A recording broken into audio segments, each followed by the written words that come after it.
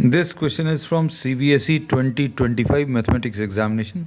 Statement of the problem says you have to find out the integral of x square plus 1 upon x minus 1 whole square into x plus 3 dx.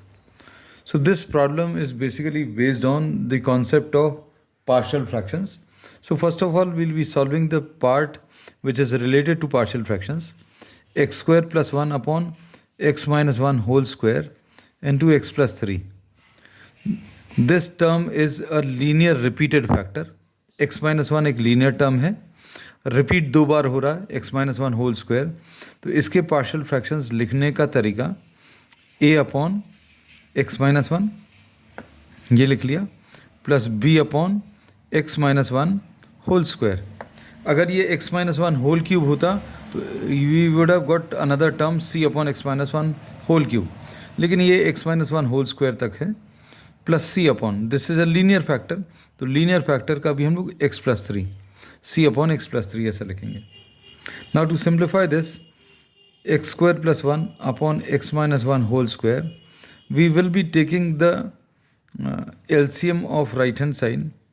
LCM कितना आ जाएगा, x minus 1 whole square into x plus 3 मिलेगा, and this will be, this is x minus 1, so a into what we get, a into x minus 1 into x plus 3 plus b into x plus 3 आएगा plus c into x minus 1 whole square. So the denominator of both the sides gets cancelled. We are left with one equation. X square plus 1 is equal to these values. We are rewriting this. X square plus 1 is equal to a into x minus 1 into x plus 3 plus b into x plus 3 plus c into x minus 1 whole square. Now we will be selecting some random values of x and putting those values on both the sides. And we'll try to select those values which are converting some terms to 0. जैसे you can select x equal to 1. x equal to 1 लेने में advantage क्या है? The advantage of taking x equal to 1 is that this term reduces to 0. This term also reduces to 0. इसकी simple सी trick ये है, just try to see all the denominators. ये denominator कहाँ पर 0 हो रहा है? जैसे ये डिनोमिनेटर और ये डिनोमिनेटर x equal to 1 पर 0 हो रहा है. So this value will give you an advantage definitely above the other values. x equal to minus 3 अगर आप रखोगे तो ये इसका डिनोमिनेटर 0 हो रहा है. So you can select another value x equal to minus 3. That will be taking in the next step. तो x equal to 1 अगर आप ले लें तो क्या आ जाएगा, 1 square plus 1 is equal to a into ये 1 माइनस 1 है 0, तो ये पूरा 0 हो जाएगा, plus b into 1 plus 3 plus c into 0. तो a वाला टर्म भी 0, c वाला टर्म भी 0, and we get 2 is equal to 4b और b is equal to 2 by 4 which is 1 by 2. So this is one value. फिर x equal to 3 ले लीजिए, ठीक है, x equal to 3 on both sides, तो कितना आ जाएगा, लेफ्ट साइड में x equal to 3, 9 plus 1 is equal to a into x equal to minus 3 rather. x equal to minus 3 क्यों, डिनोमिनेटर 0 होना चाहिए, सो x equal to minus 3 ले रहे हैं. तो माइनस 3 का स्क्वायर भी 9 आएगा, तो 9 प्लस 1 ये आ गया. माइनस 3 अगर आप रखोगे तो ये this will get converted into 0 plus b, this also gets converted into 0 plus c into minus 3 minus 1 का whole square. So 10 is equal to, ये 0 हो गया, ये 0 हो गया, so this is minus 4 square, this is 16c.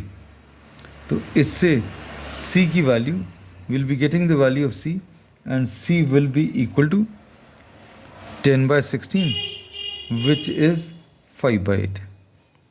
So we've got two values, b मिल गया है, c भी मिल गया है. Then you can select some another value, x equal to 0 ले लीजिए. x equal to 0 अगर लेंगे तो ये 0 plus 1 यानी 1 आ जाएगा. 1 is equal to a into 0 minus 1 is minus 1, 0 रखेंगे तो यहाँ पर 3 आ जाएगा, plus b into 0 plus 3 is 3 plus c into 0 minus 1 का होल स्क्वायर will be 1, तो plus c. So the equation is 3a minus 3b and plus c is equal to 1. This is the value. Now substitute b equal to 1 by 2 and c is equal to 5 by 8. So 3a minus 3 by 2 plus c is 5 by 8 is equal to 1, and 3a is equal to 1 plus 3 by 2 minus 5 by 8. इसमें 8 is the LCM. कितना आ जाएगा यहाँ पर 8, 2 4s are 4 3s are 12 minus 5.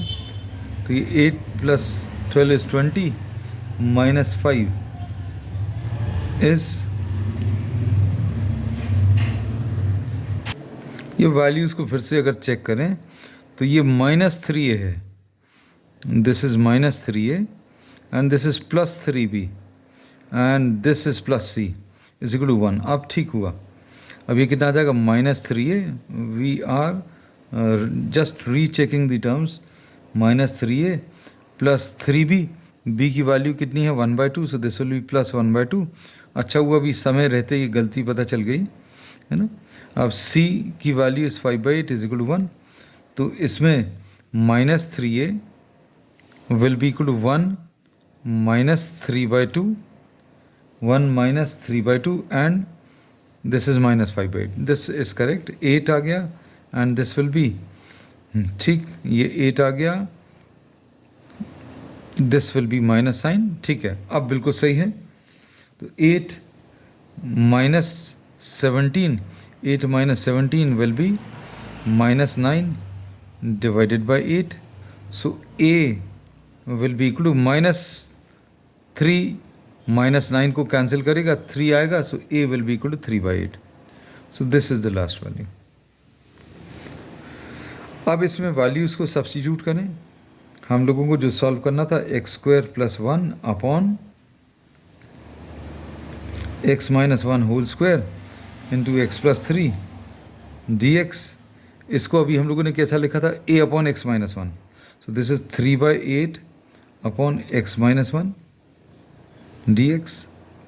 फिर उसके बाद b कितना है, b इज़ 1/2, 1/2 अपॉन x - 1 का whole square dx plus c is 5/8 upon x + 3 dx.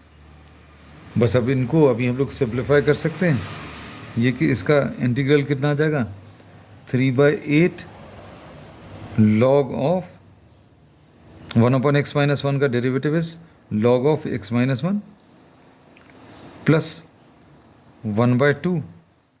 ये x - 1 to the power of -2 है, तो इसका इंटीग्रल कितना आ जाएगा, x - 1 1/2 ऐसा लिख देना है, ऊपर न्यूमरेटर का 1/2. x - 1 to the power of -2 plus 1 upon -2 plus 1 है, प्लस 5/8 log ऑफ, इसको इधर लिख दे रहे हैं, 5/8 log of x + 3. So the terms which we get finally is, this is 3/8 log of x - 1. यहाँ पर ये -1 आएगा, so this will get converted to -1/2. और इसको अभी हम लोग नीचे लिख सकते हैं. So this will be -1/2 x - 1 to the power of -1. -1 power में है तो ये नीचे आ जाएगा, 1 upon plus 5/8 log of x + 3 and plus c. So this is the final answer.